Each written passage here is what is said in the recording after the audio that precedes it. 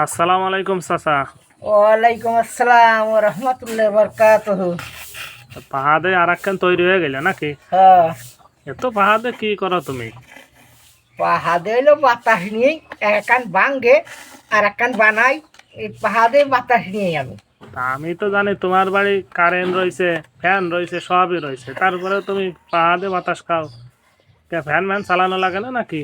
বাবু সোয়াল পাওয়ালে ফ্যান ওদেছে, কারেন্টও ওদেছে, তা আমিও কারেন্টের বাতাস খাইনি। বিল ওঠে না, বসে না, বেশি বিল ওঠে না, সেই কারণে ও ফ্যান আমি জুড়ি নিয়ে সেই জন্য তালের পাহা আমি বাইন্দে আমি হাতে বাতাসে নি।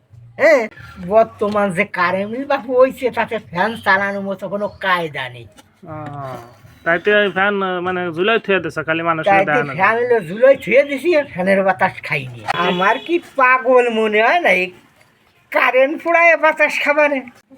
যতদিন আছে বল আছে, দেশে তাল গাছ আছে, ততদিন আর কারেন্টের বাতাস খাচ্ছি না। পাহাবাইন দেই বাতাস নেবো আমি, এই দেই চালাই যাবো।